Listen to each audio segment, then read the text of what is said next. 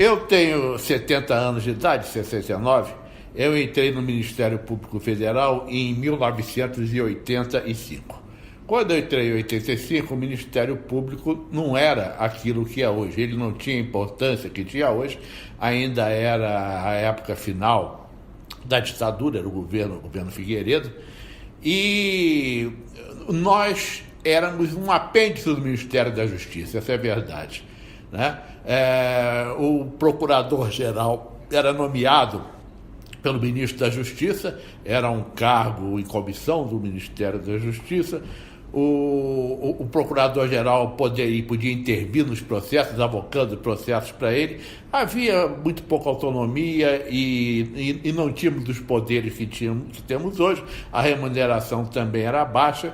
Enfim, foi uma situação que perdurou até a Constituinte, em 88, quando o Ministério Público ganhou uma nova feição. Apesar de ser ainda o período final do governo militar, havia no Ministério Público, boa parte do Ministério Público Federal, um sentimento de oposição àquele regime. Somente no Rio de Janeiro, onde o procurador-chefe na época era Carlos Roberto Siqueira Castro, que depois veio a ser chefe de gabinete do Leonel Brizola, quando se aposentou. Enfim, haviam diversos procuradores que tinham um sentimento contrário ao autoritarismo e, naturalmente, exerciam suas atribuições de acordo com esse pensamento. Quando houve a Constituição de 88, foi dado um novo perfil ao Ministério Público, justamente com a participação de alguns desses procuradores, entendeu? Pode-se citar o Álvaro Ribeiro da Costa, o Fonteles, mas o pessoal aqui que era de Brasília. Então, eles conseguiram dar uma feição ao Ministério Público que o transformou de um apêndice do Ministério da Justiça em um quarto poder, na verdade, né? Então, adquiriu um novo perfil com outros poderes, com poderes que iam além da persecução criminal, muito além da persecução criminal e da fiscalização dos direitos de incapazes e menores, passou a ter atribuições no meio ambiente, a defender as minorias, as populações indígenas, os direitos humanos, enfim, teve toda uma nova amplitude. E então nós tivemos um Ministério Público de viés progressista. A maioria das pessoas comprometidas com o antigo regime estavam se aposentando, estavam entrando novos candidatos, estavam tendo novas promoções. Foi criado o cargo de Procurador Regional da República, foram criados tribunais regionais federais, enfim, houve uma expansão do Ministério Público. Junto com isso, houve também uma elevação de vencimentos. Passamos a ganhar bem mais, com a equiparação com os juízes, que também passaram a ganhar bem mais. E esse novo status e essa nova remuneração passaram a atrair um tipo de pessoas que antes não estavam muito motivadas a se candidatar ao Ministério Público, né? Que é pessoas interessadas no sucesso,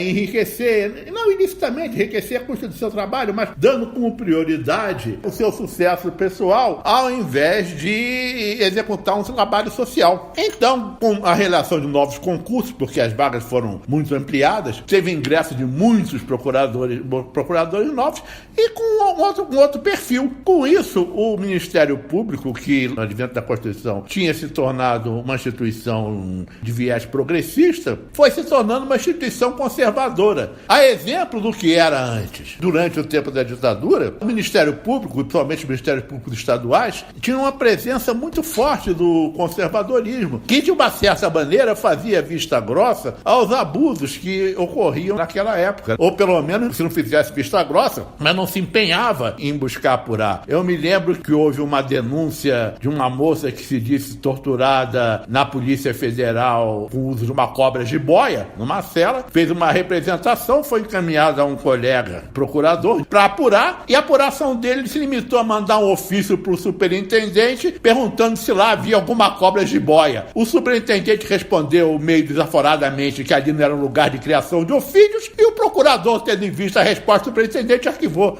a investigação. Então, havia esse compadrio. Eu me lembro de procuradores que usavam no carro adesivos da Polícia Federal, andavam com chaveiro da Polícia Federal, porque para eles dava mais status passar por delegado da Polícia Federal do que para o procurador da República, né? Então, houve um retrocesso na mentalidade e o Ministério Público foi gradativamente, com os novos concursos, adquirindo um perfil mais conservador. E entraram pessoas realmente de direita, como a gente vê até hoje. E o pessoal da Constituição de 85 foi envelhecendo, aconteceu um fenômeno inverso. Então, com exceções, se tornou uma minoria, gente nova, progressista, o Ministério Público ficou tendendo a ter um comportamento de direita. E eu me sentia deslocado nisso, porque o pessoal mais progressista no meu tempo, tirando um ou outro, também já tinha se aposentado. Eu estava aqui em Brasília como subprocurador-geral, fazendo sessão no STJ, não estava lidando com os processos de primeira instância, e estava afastado desse tipo de participação. Até que, chegando na época do impeachment da Dilma, eu não estava participando de nada mais, eu fui para uma sessão no STJ, e chegando na sessão, eu fui surpreendido por um discurso. Era a época que o Lula tinha sido nomeado, mas não tinha tomado posse ainda como ministro, chefe da Casa Civil. Eu fui surpreendido por um discurso do presidente da turma, endeusando o Moro, dizendo, entre outras coisas, que os juízes de primeira instância tinham que ser prestigiados pelos tribunais, como se os tribunais devessem evitar reformar sentenças de juízes de primeiro grau, especialmente do juiz Moro. Ora, o tribunal não julga a pessoa do juiz, o tribunal julga o teor de uma sentença. Então, se é para reformar, reforma. Houve uma decisão, se não é para reformar, não reforma. Não importa se ela é do juiz Moro, do juiz fulano ou do juiz Beltrano. E aí eu tive uma desavença com o presidente,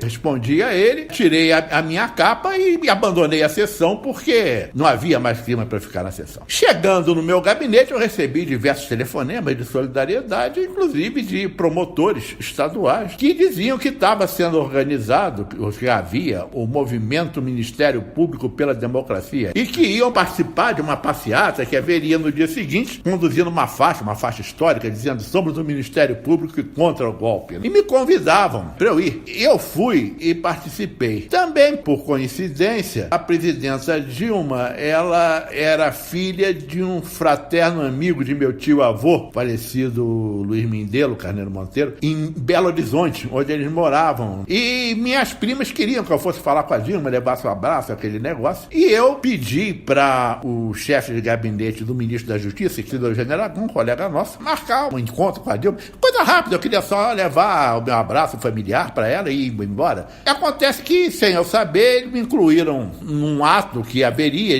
no encontro da presidente com os juristas no Palácio do Planalto. Eu fui, chegando lá, eu vi que eu estava na mesa e que ia discursar. Tudo bem, eu fiz meu discurso. Em razão disso, foi feita uma representação contra mim no Conselho Superior do Ministério Público. Mas a partir daí, então, eu comecei a participar primeiro do movimento Ministério Público pela Democracia, depois do coletivo por um Ministério Público transformador, que foi no que o movimento se transformou. E eu participei justamente por causa da pluralidade ideológica do movimento. O movimento não era um movimento partidário, nem poderia ser. Não se tratava de um movimento pelo partido tal ou qual. Nós éramos, sim, contra o impeachment, não em razão de afinidades ideológicas, embora, claro, que isso aí pudesse ter seu peso, mas porque o impeachment é ilegal. E, então, nós nos organizamos como uma instituição contra-majoritária. Não nos interessa ganhar para a nossa posição a maioria do Ministério Público. Não me interessa converter o filho de papai rico, entendeu, que fez concurso, para a nossa posição. Não é isso.